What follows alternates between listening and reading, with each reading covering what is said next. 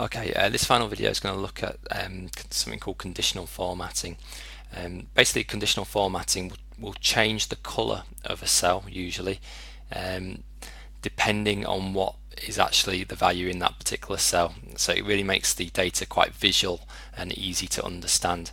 So in this particular example, I want to highlight all my students that have passed in green, and I want to display all the ones that failed in red. Okay. Now what you don't do here, and what I see some students do to kind of cheat around this, is they go through it one at a time and highlight green, highlight highlight red, green, etc. Okay, which is quite a long winded way of doing things. There's a much quicker way of doing it, so let's just put those back. And that is to use this option up here then, which is called conditional formatting. So to do this, it's really straightforward. I just need to highlight all the cells, and I emphasize all the cells, and I'll do a little thing at the end to say why. You need to highlight all the cells that you want or might potentially have their color changed, and select conditional formatting. Now, conditional formatting relies on a set of cell rules. So what's the rule going to be for it to change to a particular color? You can see you've got quite a few options to do with numeric values. So if the value is greater than something, or if a value was less than something, turn another color, or between two values, or equal to a value, then change this color. So you've got quite a lot of flexibility there with numbers. But the cells that I'm working with here, you can see I haven't got numbers in there, I've only got text. So the only option in here that applies to me is this text that contains at the moment. So I select that, text that contains. So I'm going to do it for my pass students first. So if I type in pass, so if a cell contains pass, I want that cell to turn green.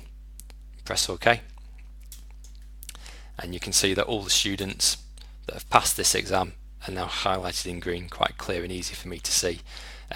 Also, because I highlighted all the cells, if a student has a remark, or we have a new set of students through a new year and the results are different, if I press 65 up here, because I highlighted all the cells, that conditional formatting still applies to that cell as well, and that updates to green with the update of the marks, okay, which is an important feature.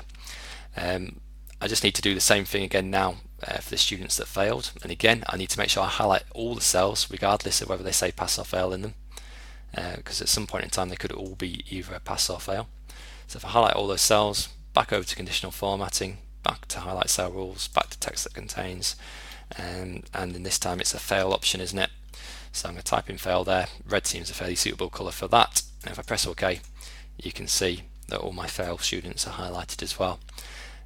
Let's just do a test on this one. So let's change this one from a pass to a fail, 51, and there you go, automatically updates to red. Okay. So that is conditional formatting, pretty straightforward. You've got different ways of doing it. You're not always going to use text that contains, and if you need to use different values, you'll probably find them in there.